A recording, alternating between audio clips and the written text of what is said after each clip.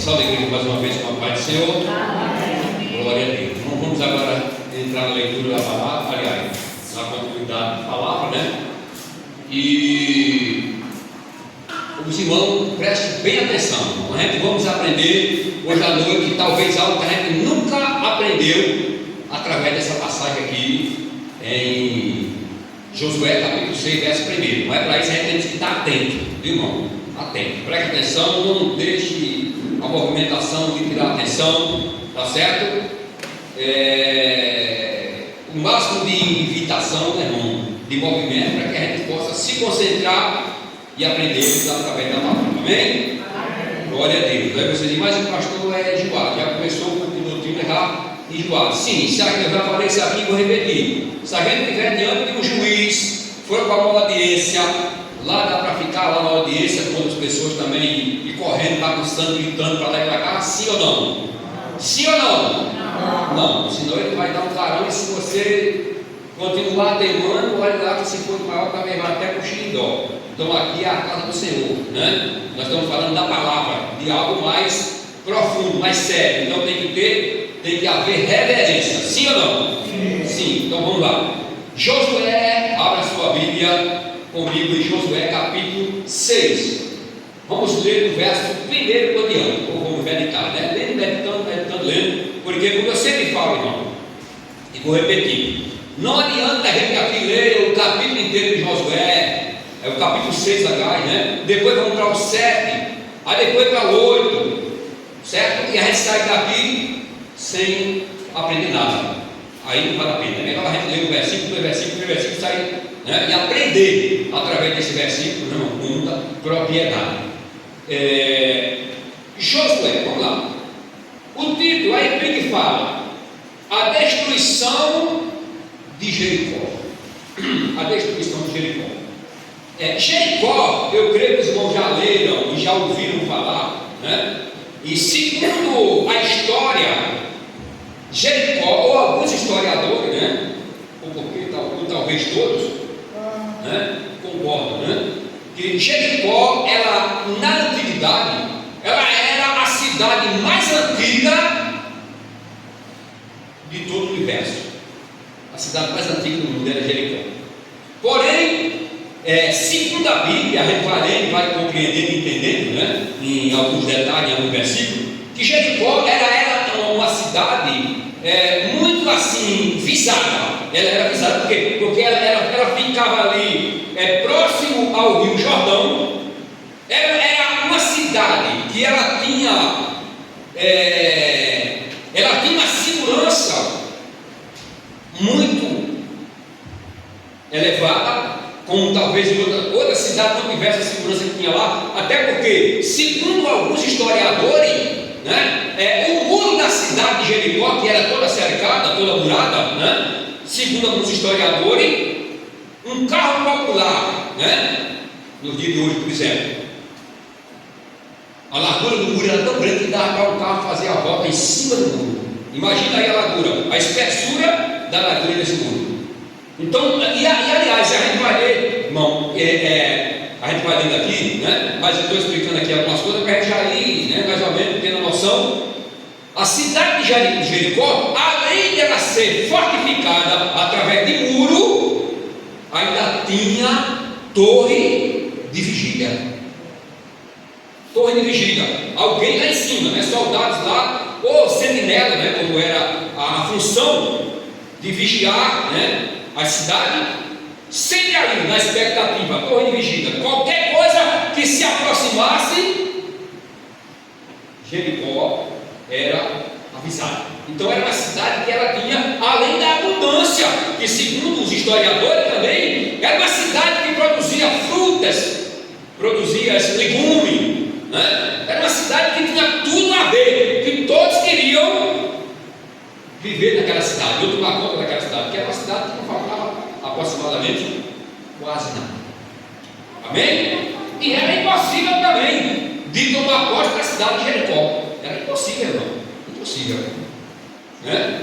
Mas através de Deus, né, foi possível. Porque Deus ele é fiel, Deus ele é todo poderoso, não tem nada, não existe impossibilidade para o Deus que nós servimos. Há impossibilidade para mim, para você, para nós, talvez para o governo, para o presidente, para o deputado, não, mas para Deus não existe impossibilidade. Para Ele tudo é possível. Qualquer coisa para Deus é possível, se assim a gente crê. Se assim a gente crê. Amém, irmão? Amém. Vamos lá, vamos dar continuidade. O primeiro versículo diz assim, estou lendo para você que está aí no YouTube, também pega aí, observa aí com atenção, para você aprender também assim como nós nessa noite através da palavra, O primeiro versículo fala, estamos lendo em Josué, capítulo 6, verso 1 por diante. O versículo primeiro diz assim: ora, Jericó estava rigorosamente fechada por causa dos filhos de Israel. Ninguém saía e ninguém entrava. Ninguém saía e ninguém entrava. Aí você pergunta, por quê, pastor? A cidade era uma cidade fortificada, era uma cidade que tinha segurança, porém, nesse momento, no qual Jericó, no qual Josué, juntamente com a sua comitiva, estava ali ao redor, aí fecharam-se todas as portas, porque os irmãos já leram na Bíblia e sabem que toda nação, irmão, ela temia ao povo de Israel, porque o povo de Israel não era porque talvez fosse maior, porque tinha nações maiores que Israel, mas aí porque Israel, quando vivia segundo a obediência, eles tinham o que? Eles tinham a presença e a mão poderosa de Deus a favor deles. Então, toda nação via os feitos de Israel. Olha, passaram em tal país, foi arrasado. Morreu gente desaparecendo. Tomaram as terras, tomaram as casas. Aí lá em tal cidade também foi a mesma coisa. Em tal nação foi. Então Israel tinha uma fama que morria, sabe? Aí quando Jericó, por mais que era poderosa, em preparação, segurança, mas quando ouviu falar que o povo de Israel, juntamente com Josué, estava ali próximo à cidade, eles lacraram tudo. Ordenar, ninguém entra e ninguém sai, não abre portão, não abre nada, porque o povo de Israel está bem próximo, eles podem invadir. Então, além de estar alguém na torre de vigília, prestando atenção, olhando todo o movimento, ninguém entrava e ninguém saía, até porque eles tinham também, o alimento, água, era um povo preparado, era uma cidade fortificada, e não faltava quase absolutamente nada.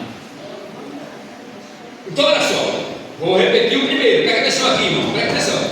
Ora, Jericó estava rigorosamente fechada por causa dos filhos de Israel. Ninguém saía e ninguém entrava. Fez-se um silêncio. Parecia até que não morava ninguém ali, que não tinha ninguém dentro dos muros daquela cidade. Versículo 2: então disse o Senhor a Josué: olhai, tenho dado nas tuas mãos a Jericó, ao seu rei e aos seus homens valorosos. Presta atenção aqui, irmão, olha cá, presta atenção no versículo 2. No primeiro, Jericó estava fechada, ninguém entrava, ninguém saía. No versículo 2 diz assim: então disse o Senhor. Alguém está prestando atenção, irmão? Amém. Presta atenção, para você não perder nenhum detalhe. Então disse o Senhor a Jericó: olhai, tenho dado na tua mão a Jericó e ao seu rei e aos seus valentes. Alguém entendeu alguma coisa aqui nesse versículo 2, irmão? Quem entendeu? Por favor, responda aí para que o igreja possa entender. Alguém entendeu? Deus disse a Josué que entregou o rei e a cidade na mão de Josué. Isso. Então, a cidade lacrada, ninguém entrava, ninguém saía, era impossível entrar lá, invadir, tomar aquela cidade. Porém, Deus falou no versículo 2 a Josué, que era a liderança, a quem Deus falava primeiro. Disse: olha, eu tenho dado, ou melhor, já entreguei na tua mão Jericó, o rei de Jericó e todos os seus homens valentes, já entreguei na tua mão. Então, quer dizer, se até o versículo 2 a gente vai entender que Deus já tinha falado para Josué que tinha entregado Jericó na mão dele, o rei de Jericó na mão dele e todos os homens valentes, não era mais necessário, na visão ótica humana, não era mais necessário o povo fazer o que fizeram, né? Os 7 sacerdotes com as trombetas, a cozinha de chifre de carneiro, e os homens armados na frente, e disseram, não era necessário, Deus já tinha falado que tinha entregado nas mãos dele, mas Deus ele achou por bem dar continuidade ali, né? Dar continuidade com toda aquela estratégia que ele passou, que a gente vai ler agora, para Josué. Por quê? Primeiro para testar Josué, para mostrar, não para ele, que Deus ele é onisciente, onipresente, onipotente, ele já sabe de todas as coisas, mas para provar para Josué, né? Para ele ver a própria paciência dele, também para testar o povo, para saber se o povo estava paciente, se o povo estava confiando em Deus, se o povo estava obedecendo, ou se ia obedecer segundo a ordem que Deus tinha dado. E é de 7, é de 7, é de 7. Então vamos lá, versículo 3. Versículo 3. Alguém está entendendo, irmão? Amém. Vamos lá, versículo 3. Vós, pois, todos os homens de guerra, rodearei, Josué falando para, aliás, Deus, né, falando para Josué e também para todo mundo. Vós, pois, todos os homens de guerra, rodearei a cidade, cercando-a uma vez, assim farei por 6 dias. Alguém entendeu o 3? Amém. Então Deus ele deu uma ordem para Josué, e Josué passar para o povo para rodear. Primeiro a gente vai ver aqui a preparação. Como foi que eles se prepararam para fazer isso aí? Então Deus deu a ordem: olha, vocês vão fazer isso durante 7 dias. Primeiro dia, uma volta na cidade, os homens tocando a buzina. O terceiro dia, outra volta na cidade, só uma volta, não era 2 nem 3. Eles seguiram a risca tudo aquilo que Deus determinou. Para quê? Para que lá na frente a vitória chegasse, né? A vitória viesse sobre eles. Então a gente vê, irmão, que não é só agora, desde a antiguidade lá atrás, né? Deus ele sempre tinha as determinações dele, como que o povo tinha que fazer para alcançar a vitória. Tinha que seguir a risca, seguir ali. Aí eu pergunto: fizeram tudo direitinho da forma que Deus falou, sim ou não? Fizeram. Receberam a vitória? E que vitória, e que vitória! Um muro que dava para um carro fazer a volta em cima. Vamos imaginar que eu acredito que ele era mais largo que essa igreja, né? O muro, olha que muro, irmão. Era impossível alguém entrar naquela cidade com um muro daquele, e todos os homens dentro armados, sabe? Era algo fora do normal. Então olha só. Aí no versículo de número 4 diz assim: e 7 sacerdotes, Deus não deu detalhe, e 7 sacerdotes levarão as 7 buzinas de chifre de carneiro. Prepare 7 sacerdotes, cada um com uma buzina de chifre de carneiro, adiante da arca.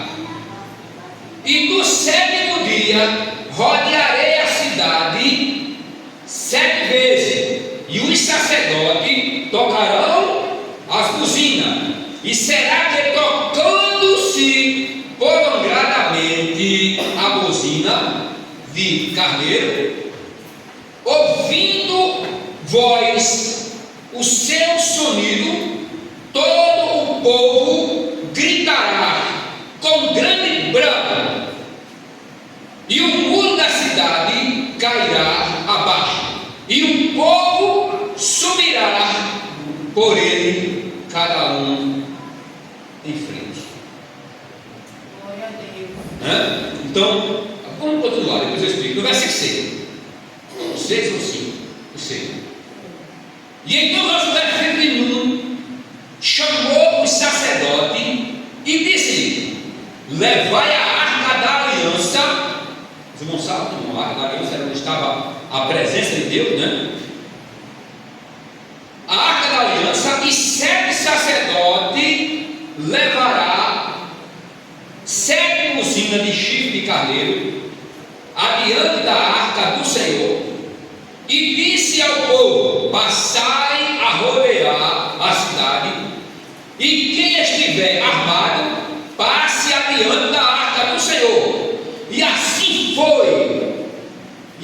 foi que, como Josué dissera ao povo, e 7 sacerdotes levando as 7 buzinas de chifre de carneiro adiante do Senhor, passaram e tocaram as buzinas, e a arca da aliança do Senhor o seguia, e os homens armados iam adiante dos sacerdotes que tocavam as buzinas.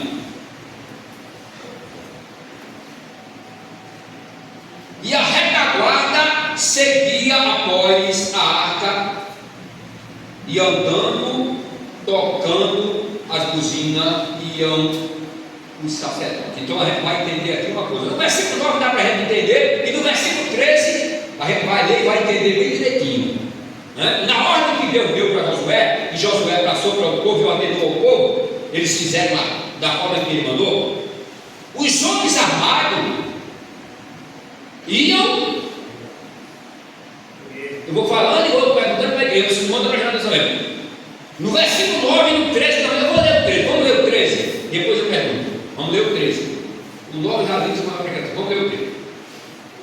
E os 7 sacerdotes que levavam as 7 buzinas de chifre de carneiro adiante da arca do Senhor, e ia andando e tocando as buzinas, e os homens armados iam adiante deles, e a retaguarda seguia atrás da arca do Senhor, e os sacerdotes iam andando e tocando as buzinas. Ainda vou ler o 14 para você entender melhor.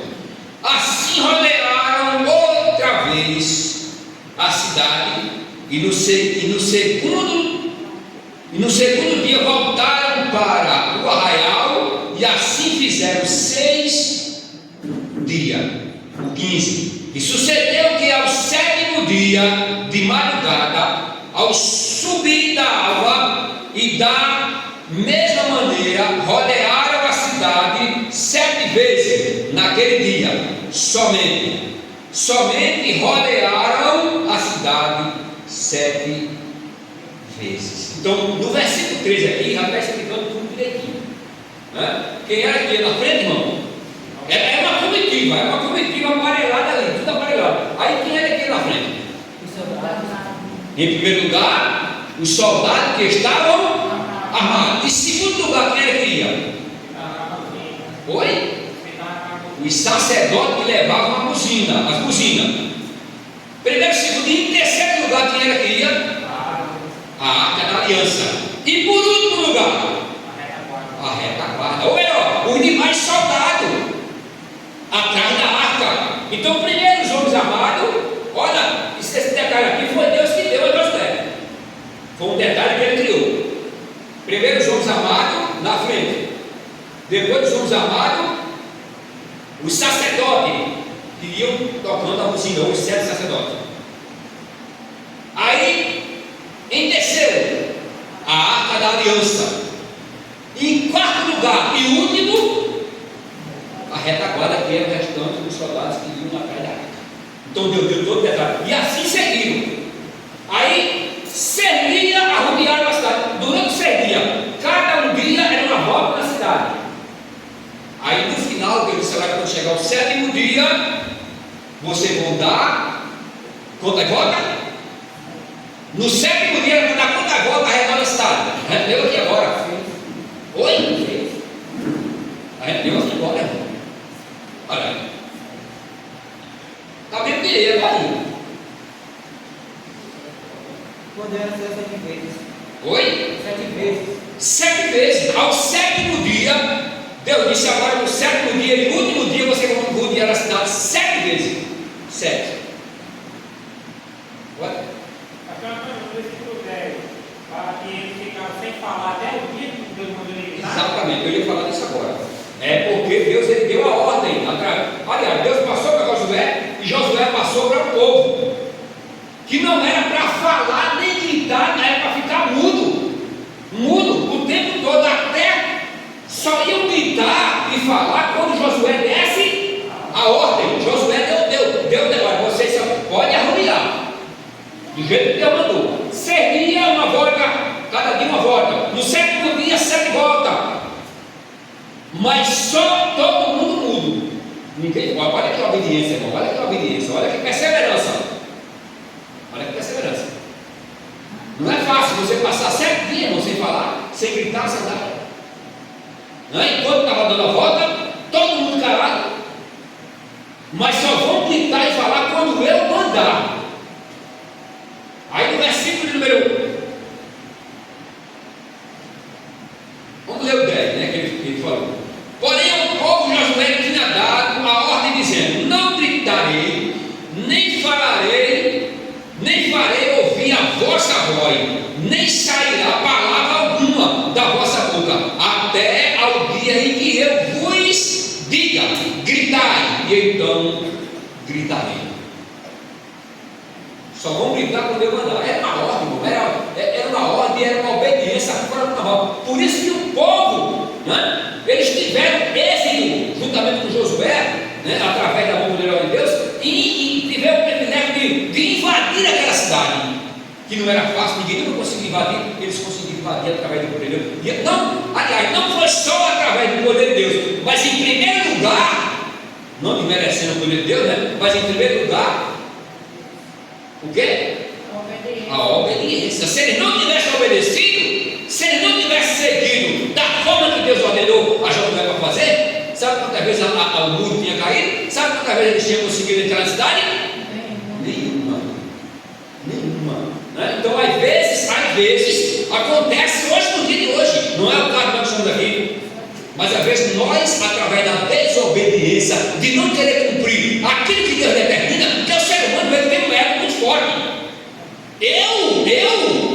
Não é para mim não é para Ruth, é para Jamile, é para João, é para Alexandre, não é? Mas para mim, não, de forma nenhuma. E a gente vê ali que todo mundo teve o mesmo pensamento, todo mundo ali seguiu a lista da forma que Deus ordenou e foram vitoriosos. Né? Então hoje tudo é diferente. Às vezes a gente reclama porque tem a língua comprida, né? Fica reclamando, está rindo aqui, está aqui no meu certo, ali no meu. Quem é o culpado, irmão? Quem é o culpado que não está certo? É Deus ou é o diabo? Quem é o culpado? É Deus ou é o diabo? O culpado somos nós, porque o diabo só entra quando a gente está no bar. Sim ou não?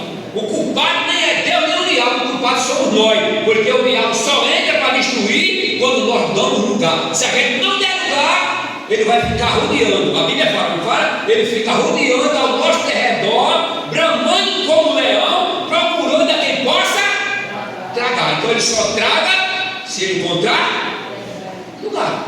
Se não tiver lugar, ele entra nunca. Ele vai passar 100 anos rodeando, não entra nunca. Aqui não, aqui o sangue de Jesus aqui está. Aqui não, eu estou seguindo a risca, estou tentando fazer segundo a vontade de Deus, aquilo que Deus determinou. Aqui você não entra não, né? Mas ao contrário, ele entra e tem uma coisa, e o buraco é grande. Se essa eu posso dizer, né? Na linguagem matutina. Então olha só, versículo 8: e fez a arca do Senhor rodear a cidade conforme uma vez entraram no arraial e ali passaram a noite, né? Rodearam uma vez, aí voltaram para o arraial, porque o arraial estava armado fora da cidade, né? Eles estavam acampados ali perto, aí voltaram para o arraial e passaram a noite, depois retornaram novamente, né? E assim foram sucessivamente até os 7 dias. Deixa eu ver aqui, para a gente adiantar. Eu quero adiantar que ainda tem muita coisa ainda. Olha só,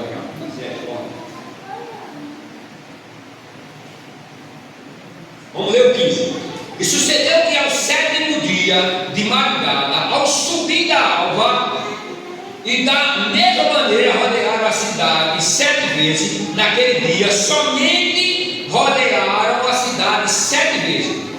16. E sucedeu que, tocando os sacerdotes pela 7ª travei as buzinas, disse Josué ao povo: gritai, porque o Senhor vos tem dado a cidade.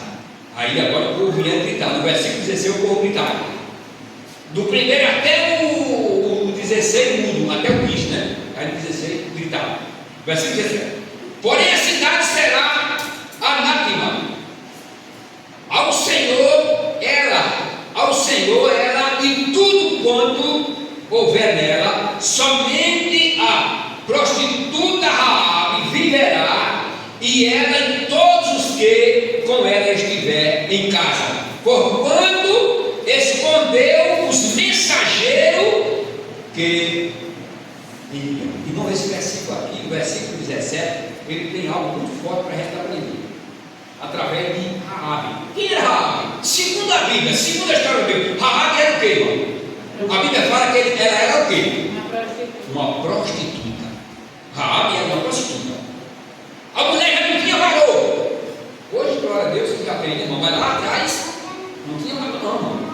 Não, você vê que quando ela, né, dava luz a um filho, irmão, ela ficava no anonimato, né? E principalmente se fosse fêmea. Era 14 dias sem ninguém chegar nem perto. Não tinha valor, né? E imagina uma prostituta. Mas ela foi uma mulher muito inteligente. Josué mandou 2 jovens espias para espiar a cidade antecipado, para observar, para saber onde estava pisando, como era que ia entrar, como eram os homens lá, como era a terra, tal. Mandou ali. Ninguém sabe como eles entraram, mas entraram. Aí, ao entrar na cidade, se depararam com a casa de Raabe, uma prostituta que não era cristã, tinha uma linhagem. Depois ela passou, teve um privilégio tão grande que ela alcançou até a linhagem, né? A linhagem cristã, né? Está na Bíblia. Então, irmão, olha só. Quando souberam ou melhor, Raabe sabia do perigo tão grande que aqueles 2 espias estavam correndo, que ela o colocou para dentro e o escondeu. Aí quando os homens, né, as autoridades da cidade souberam, foram bater, caçar, procurar, né, alguém foi lá falar. Você sabe que sempre tem alguém para falar. Sempre tem alguém para falar. A notícia boa, ela anda como uma tartaruga, mas a notícia ruim, ela vai como um avião. De repente ela chegou lá, só tem uns homens aí que vieram lá de Israel, então aí começou o quê? Aí saíram procurando, aí de repente levaram a notícia que ele tinha passado lá por perto da casa de Raabe, e foram lá, perguntaram. E perguntaram, e ela disse: não, aqui não. Até eu vi mesmo esses homens, até mentiu, irmão, olha só, mas mentiu pelo motivo justo. Até vi mesmo esses homens, mas eles passaram direto, aqui não, passaram, olha. Se vocês for depressa, talvez não dê tempo de encontrar eles aí. E os homens dentro da casa dela escondidos lá. E ela guardou lá até que ela viu que os homens poderiam sair de lá em segurança para ir embora para o seu território sem sofrer um dano. E por causa disso, Josué fez uma aliança, né? Juntamente com o povo, não querendo dizer que Deus tinha assinado embaixo. Que quando Jericó fosse tomada, tudo que tivesse lá fosse destruído. E como foi? A única coisa que escapou de lá, segundo a Bíblia, foi o ouro, prata e os vasos preciosos que levaram para colocar na casa do Senhor. Mas o restante foram destruídos e queimados a fogo. Não escapou ninguém. Homem, mulher, criança, animais, tudo foram destruídos e queimados a fogo. E a casa de Raabe ficou em pé. Olha como Deus, olha, irmão, olha, é por isso que é bom. Às vezes nós não fazemos assim. Eu digo eu mesmo, né? Estou tentando, estou lutando, estou batalhando para chegar lá. E creio que eu vou chegar assim como você. Mas olha a importância da obediência, da fé em Deus, da confiança e da perseverança. Se fosse eu dizer, deixa para lá, não tem nada a ver, eu sou crente. Nem sou cristão e esses homens são cristãos, eu quero crente na minha casa, deixa para lá. Não tenho nada a ver com a história. Se eu for pegar eles, os homens podem saber que eles estão aqui, aí aí eu vou pagar o preço também, não dá certo não. Deixa para lá. Mas ela, uma mulher, sabe, botou para dentro, e por causa de sair, o livramento foi grande. O muro caiu, todo mundo caiu, sobrevivido. Mas a casa de Raabe foi em pé. Vamos dizer que a casa dela, eu sei que não era maior, né? Vamos conjecturar, daquela parede para aquela, por exemplo. Aí o muro caiu para lá todo, e caiu para lá todo. E esse pedaço que pegava a casa de Raabe em cima, ficou em mão. Não caiu nada. Olha como Deus é fiel, irmão. Olha como Deus é fiel para cumprir a sua palavra. Não é? Por isso que é bom relutar, tentar e relutar, para ser fiel a Deus, irmão, para fazer ou tentar fazer a vontade do Todo-Poderoso, porque Ele é fiel. Quando nós estamos fazendo a vontade de Deus, nós estamos em segurança. Aquele fulano está morrendo, fulano morreu, fulano se acabou, fulano, aí você está tranquilo. Eu estou tranquilo. Eu sei a quem eu sigo e sei o que é que eu estou fazendo e o que é que eu estou plantando também. Então eu estou tranquilo, porque eu sei que Deus ele é fiel. Ele não é homem para que ele identifique o homem para que se arrependa. Por exemplo, se aqui, não é o que eu vou falar, mas eu vou parafrasear, né? Vou conjecturar. Se aqui não tem ninguém que rouba, por exemplo, aqui, e não tem não, né? Graças a Deus. Mas aqui não tem ninguém que rouba. Aí de repente eu vou chegar aqui e falar sobre o ladrão. Aí eu pergunto a minha aqui, vai se doer, irmão? Sim ou não? Sim ou não? Não, ninguém rouba. Pode falar ladrão, nós todos, não estou aí. Né? É aí. Então, irmão, quando a gente estamos na linhagem, né? Ali na direção de Deus, a gente tem segurança. Pode falar o que falar, pode empurrar, pode acender a vela preta, pode trazer a castanha, né? Tem gente que anda com castanha dentro da bolsa do dinheiro. Eu conheço uma pessoa, não vou citar o nome, né? Que anda com uma castanha dentro da bolsa do dinheiro, que é para o dinheiro render, para não faltar dinheiro.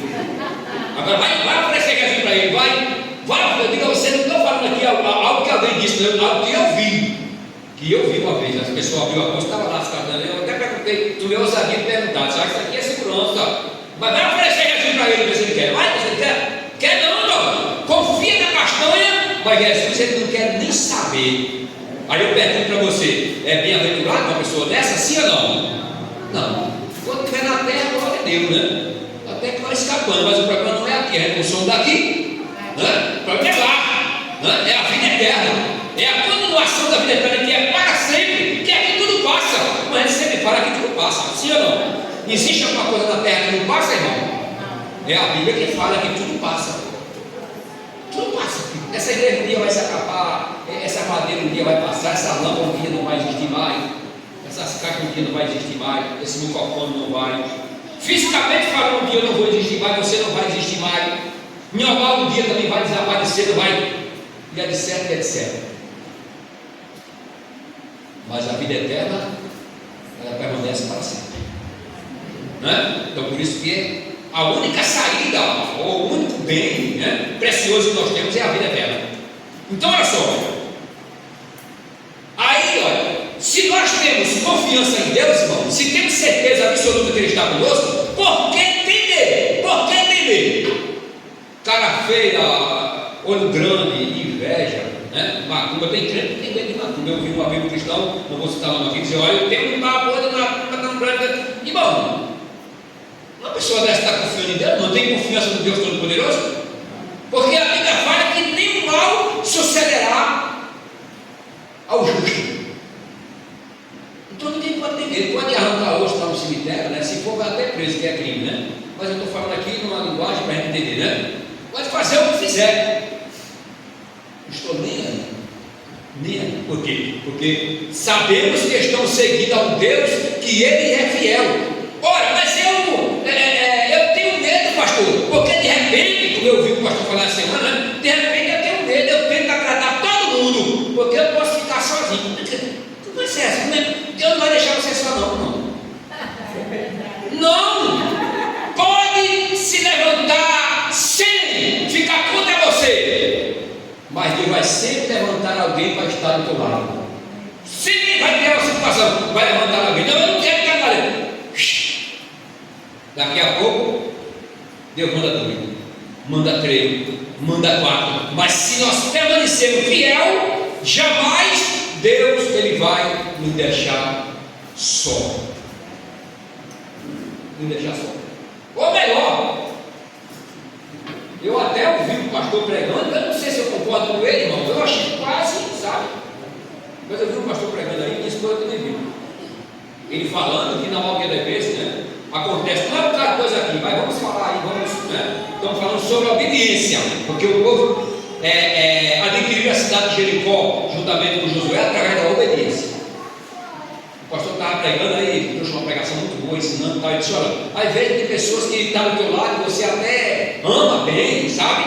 E gosta, e acha que aquela pessoa é uma pessoa sincera, e daqui a pouco aquela pessoa, você até chora, não é? A gente não fica triste não, quando tem alguém do nosso lado que a gente gosta, né? Ali, tá, de repente sai, do nada, vai embora, desaparece, a gente fica, ou melhor, a gente fica até se sentindo culpado.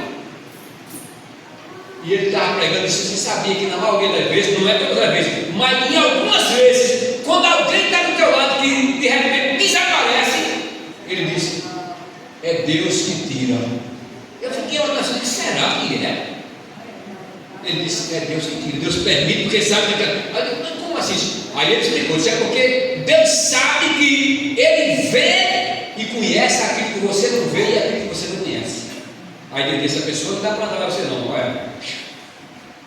E às vezes você fica se sentindo culpado, tá? Se sentindo culpado, achando que foi você, que foi a cara feia, que foi a palavra que você falou, tal. Deus sabe de todas as coisas. Sim ou não? Então olha só, versículo 18: então somente guardai-vos do anátema, para que não vos metais em anátema, tomando dela, e assim façai maldita ou maldito o arraial de Israel e o perturbei. Porque toda a prata, versículo 19, presta atenção, porque toda a prata e o ouro e os vasos de metais e de ferro são consagrados ao Senhor, irão ao tesouro do Senhor. Então, só isso aí que aproveitaram o restante. Acabou com tinha muita coisa lá, irmão, muita riqueza, mas acabaram com tudo. Colocaram fogo e acabaram com tudo, não ficou absolutamente nada. Então, olha só, uma estratégia, a gente vai ver lá no versículo 1 em diante, que Deus deu a Josué, irmão, que Ele não deu essa estratégia para ninguém. Você pode ler toda a Bíblia, de Gênesis a Apocalipse, você não vai encontrar essa estratégia com ninguém, absolutamente com Josué. A estratégia dos 7 sacerdotes, a arca, né, os demais na retaguarda, os homens armados na frente, esses dias todos sem falar, depois gritar com Josué ordenar, para que o mundo viesse desmoronar. Você não vai ver isso na Bíblia, essa estratégia que Deus não deu para ninguém, só para Josué. Por quê? Porque Deus, irmão, Ele tem uma estratégia para cada um de uma forma diferente. Por exemplo, o DNA. Você já ouviu falar que o DNA de uma pessoa deu certo com o DNA do outro? Todo dia pode ter milhões de pessoas, tem muito mais, né? Na Terra, todo o globo Terra. Mas o DNA de todo mundo, você já imaginou? Não estou falando do Brasil, não estou falando do Brasil e do mundo. Todo ser humano na face da Terra, o DNA dele, ou as digitais, é diferente de outro. Irmão, que Deus é esse? Hein? Não é? Então, irmão, vale a pena a gente obedecer a esse Deus. Vale a pena a gente obedecer a esse Deus. Arrisca. Né? Entraram na cidade, venceram, e o nome do Senhor foi glorificado, juntamente com Josué, mas através de quê? Como já falei, através da obediência. Então, olha só a obediência como ela é tremenda, como a obediência faz a diferença, independente de qualquer coisa. Irmão, não tem como a gente vencer, não tem como a gente chegar do outro lado de lá, se não haver obediência. Pelo menos temor a obediência, né? Pelo menos temor a obediência, porque tem pessoas que nem obedecem, nem tem temor a obediência. Para mim se dane, né? Tem pessoas que dizem, para mim se dane, tanto vai como tanto fez. Se quiser ir, vai, se quiser fica, eu não estou nem aí. Vai levando de todo jeito, empurrando com a barriga. Aí eu pergunto, dá certo, irmão? Dá certo sim ou não? Aparentemente até dá, né? Aparentemente até dá, mas a Bíblia ela não se contradiz.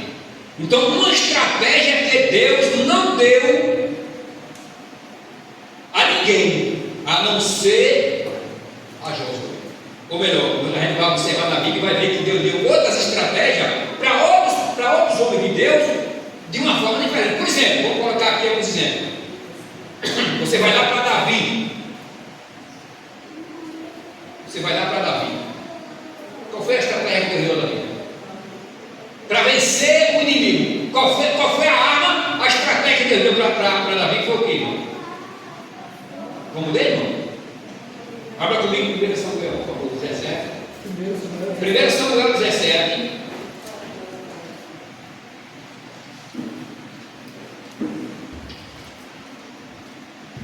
1 Samuel 17, versículo 40, depois o 49.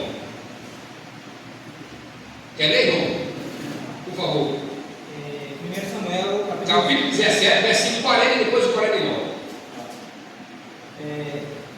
1 Samuel, capítulo 17, versículo 40. Davi mata Golias.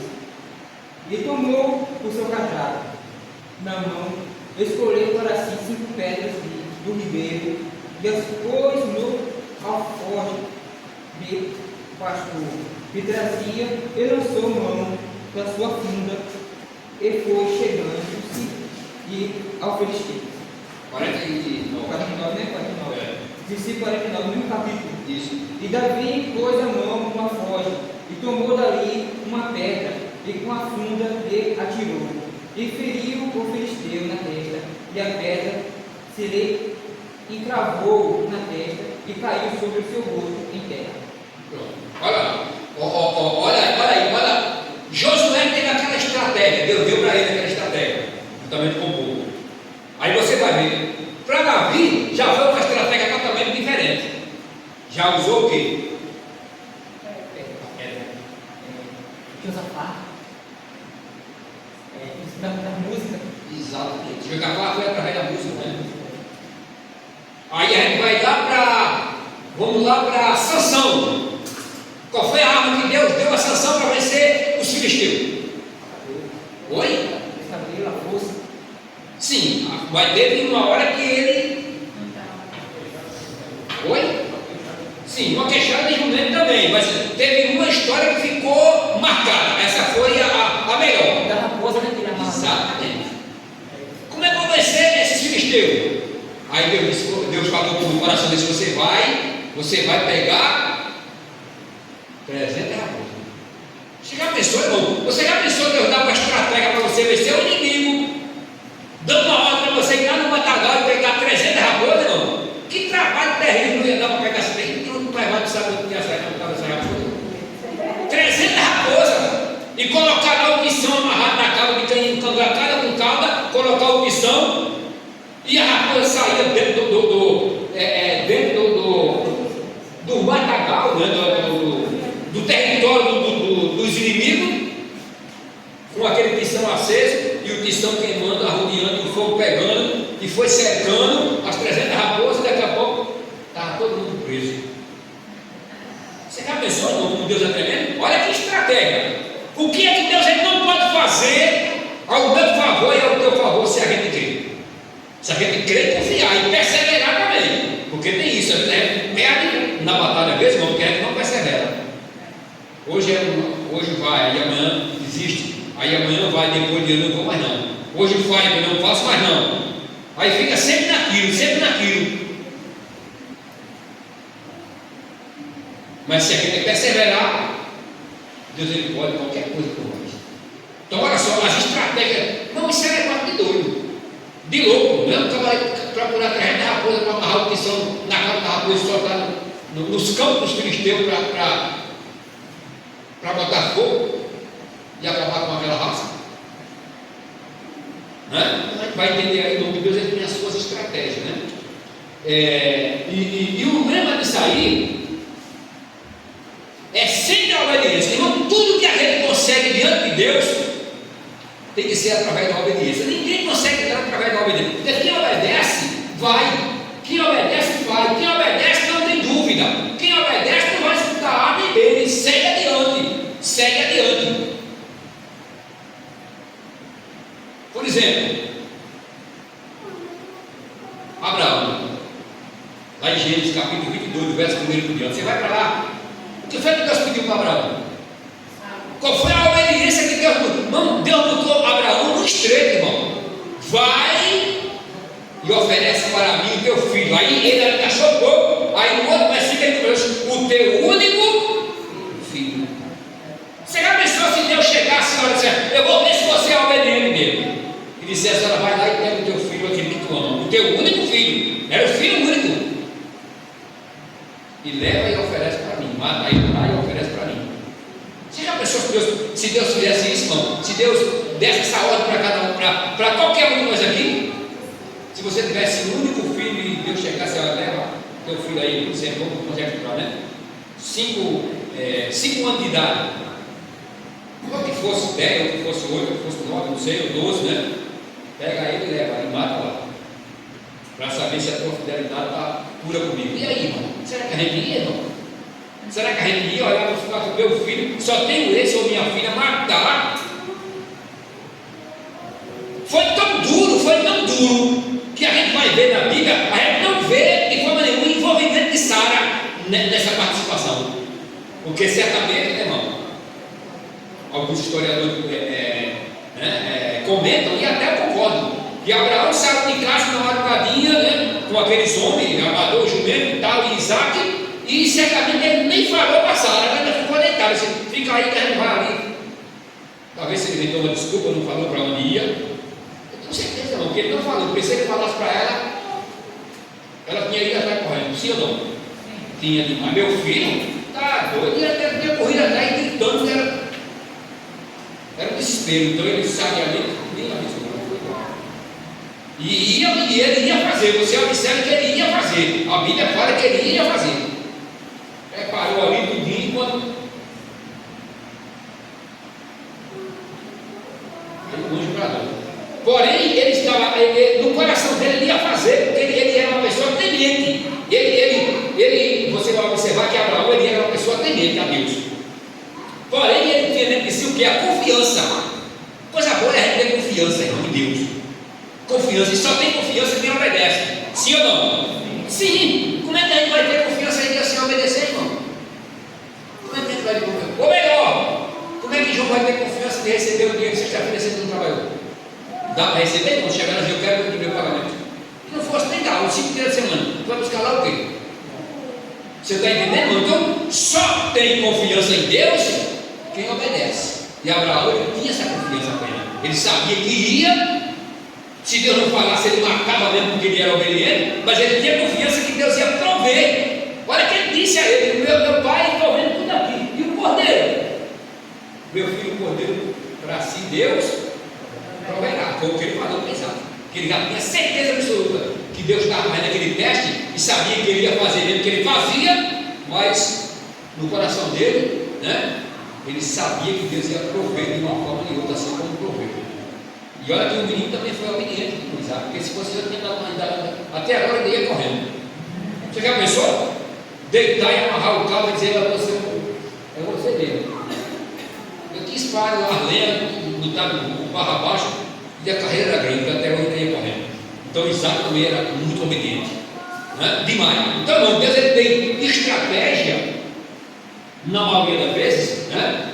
Que às vezes a gente fica assim, sem entender, de boca aberta. Como é que faz? Por exemplo, vamos colocar aqui um exemplo: Eliseu, até mesmo na terra de Jericó, essa cidade que a gente está falando aqui agora. Eliseu, por algumas vezes, ele foi lá em Jericó. Elias também foi, quando ele foi arrebatado no carro de fogo, né? Lá em 1 Reis, me parece, é 2 Reis, do capítulo 2 por diante.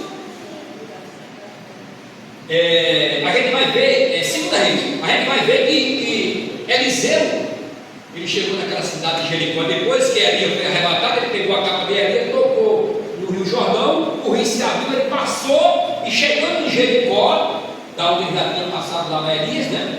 Os homens da cidade receberam ele com aquela alegria, mas chegaram até ele e fizeram ali um questionamento. Disseram: olha, esse lugar aqui é até onde se viver. É um lugar bom viver, não dá nada, tem que ter uma besta, mas a água daqui não é boa para a gente tomar, não. Aí ele não ia fazer nada sem Deus mandar. Quando o nome de Deus ou a mulher de Deus faz uma coisa, é porque está na direção de Deus. Se Deus mandar. Aí, o que foi que Eliseu fez? A Bíblia fala que ele pediu para alguém trazer uma salva nova, ou melhor, um prato novo, e colocar açúcar dentro. Açúcar dentro. Foi assim, igreja? Colocar açúcar dentro? Não, sal. Ainda tem medo de dizer assim. Né? Mandou colocar sal dentro, irmão, e jogou dentro da fonte de água. E a água tornou-se maravilhosamente. Toda a esterilidade da água saiu e a água ficou de primeira. Com sal, irmão. Olha como Deus trabalha ao contrário daquilo que a gente pensa ou imagina. Com sal, não foi açúcar, não foi sal. Colocar dentro da água, porque nunca viu água, sal da água, e a água saiu toda a esterilidade e ela voltava a normal, a ser uma água doce, boa, saborosa, através do sal. Deus trabalha. Então Deus não, ele trabalha ao contrário daquilo que a gente pensa ou imagina. Deus ele nunca trabalha com a ótica humana. Não. Vai ver sim, mas é raro acontecer da forma que a gente pensa ou imagina. Sempre vem ao contrário daquilo que eu penso. Às vezes eu espero aqui, aí vem por esse lado. Às vezes eu acho que é assim, aí é assado. Às vezes eu acho que é assim, não é desse jeito. Então Deus ele trabalha de uma forma totalmente diferente da forma que a gente não imagina. Porque o ser humano sempre tem o seu jeitinho, né? Quando a gente quer, todo ser humano tem esse jeito. Ou melhor, todo ser humano ele tem uma tendência de arquitetar aquilo que ele quer, ele já dá todo detalhe. O ser humano é assim, não é? Quando ele quer algo, ele já dá todo detalhe, irmão. Todo detalhe. Olha, vai ser assim, vai ser desse jeito, vai passar por aqui, vai ser tanto, vai ser. Aí lá na frente, aí ele fala assim: ó. Gente, eu pensei que era assim, mas foi. Deu errado. Porque o ser humano ele é detalhista, né? Detalhista, mas Deus ele não segue a risca segundo a vontade humana, mas a vontade que prevalece é a vontade de Deus. E é por isso que é que está tudo aqui, porque se fosse a minha vontade, eu já estava no inferno para lá. Há tempo. Não estava nem no inferno, já tinha passado dele do outro lado de lá. Se Deus fosse considerar a minha vontade, sabe, do jeito que eu arquiteto, do jeito que eu penso, do jeito que eu imagino, etc. Então, irmão, nós vemos aqui que Deus, por exemplo, olha o que é obediência, presta atenção, muito boa essa, me veio lembrar agora. Não tinha necessidade nenhuma, eu sei que você vai concordar comigo, havia necessidade nenhuma de Jonas chegar lá em Nínive, onde ele foi pregar o evangelho, onde Deus mandou ele pregar. Havia necessidade de Jonas chegar lá, todo melado de corda de peixe, não? Havia necessidade, sim ou não? Todos sujos de corda de peixe, perdendo a peixe, agoniado, e além disso, ainda deu um prejuízo grande.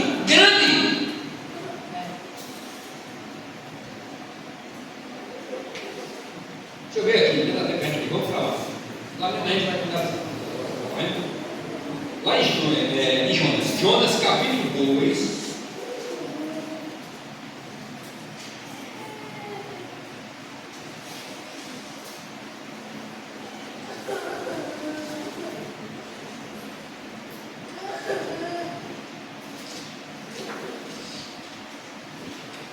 Jonas capítulo 2.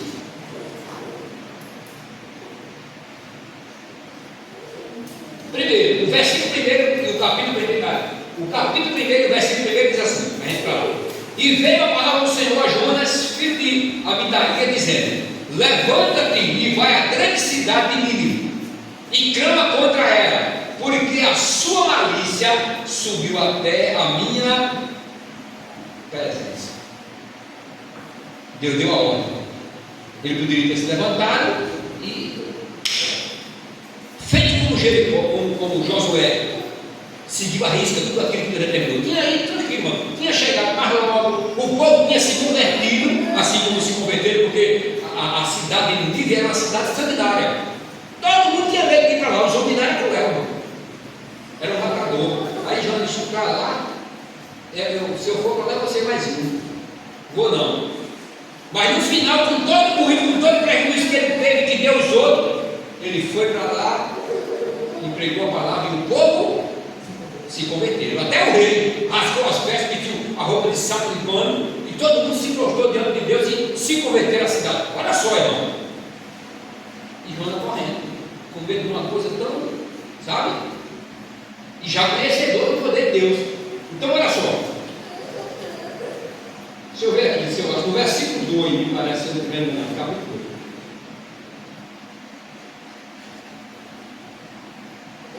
Deixa eu ver aqui qual é o versículo que fala. Me ajuda aí, se você não ver. Que os marinheiros jogaram, lançaram tudo fora para ir ao mar. Mais ou menos no capítulo 2, do primeiro até o 9,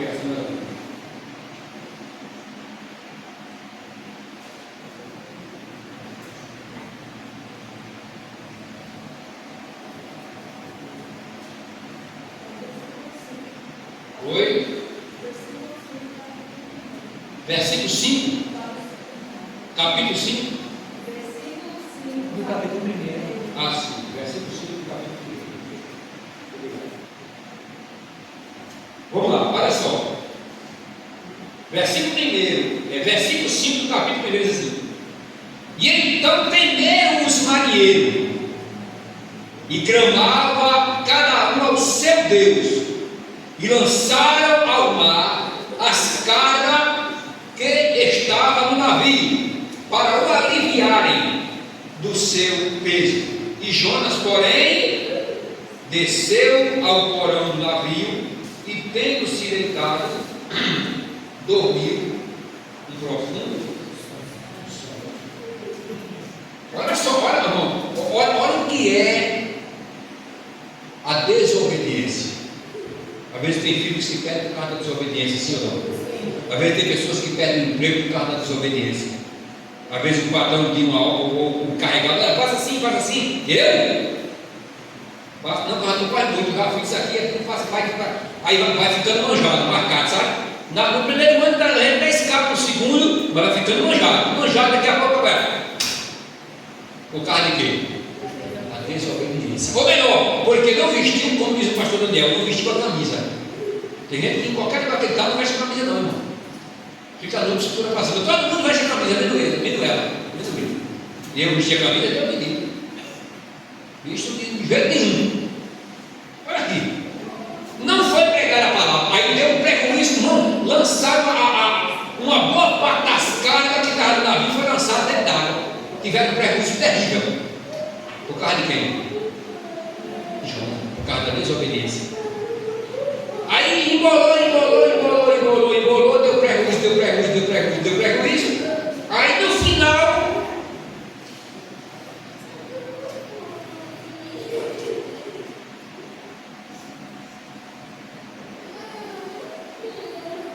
no versículo, deixa eu ver aqui.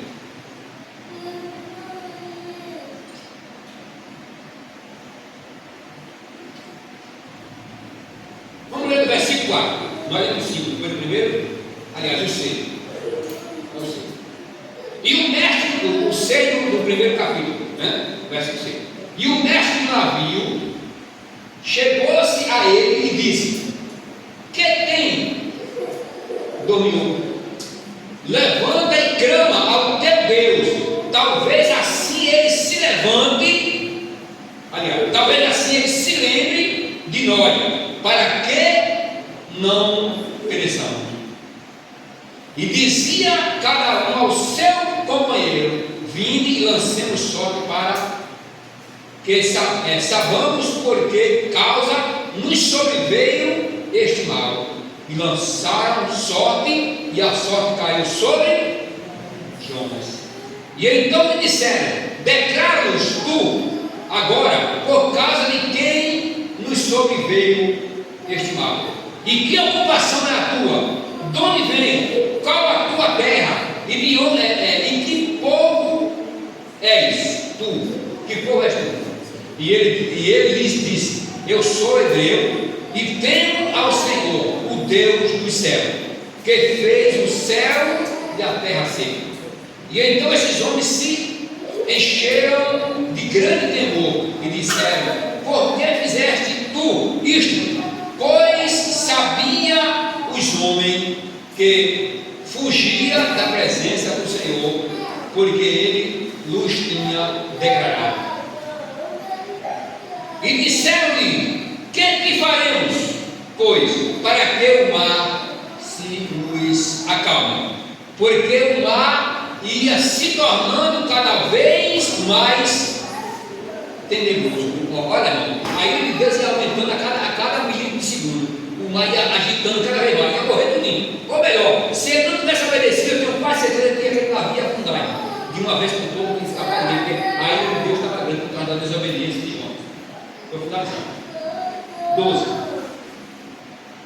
E ele lhes disse: levantai-me e lançai-me no mar, e o mar se lançai-me no mar, e o mar se vos aquecerá, porque eu sei que por minha causa vos perecerei esta grande tempestade.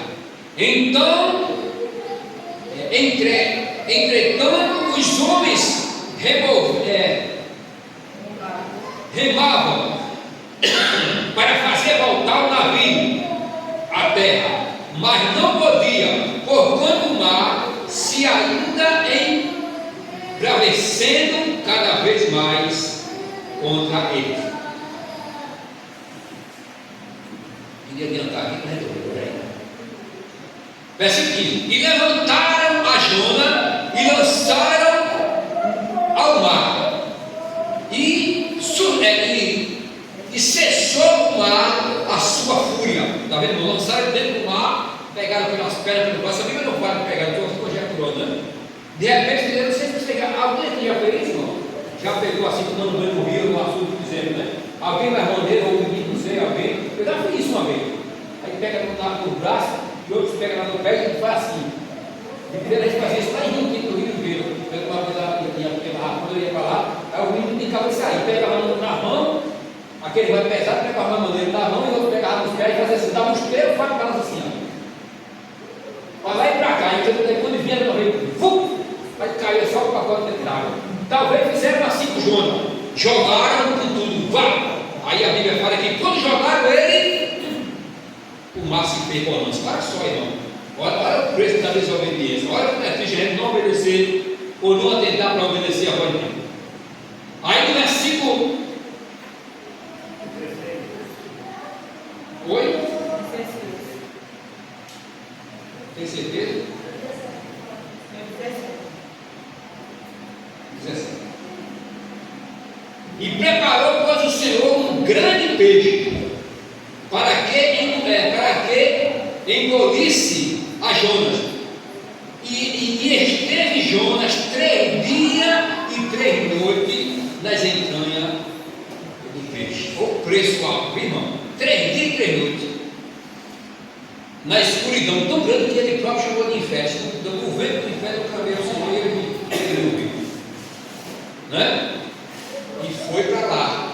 Deus ordenou o peixe, leve ele lá para ele. Irmão, olha como Deus é fiel. Levou ele, e a Bíblia vai falar que o peixe.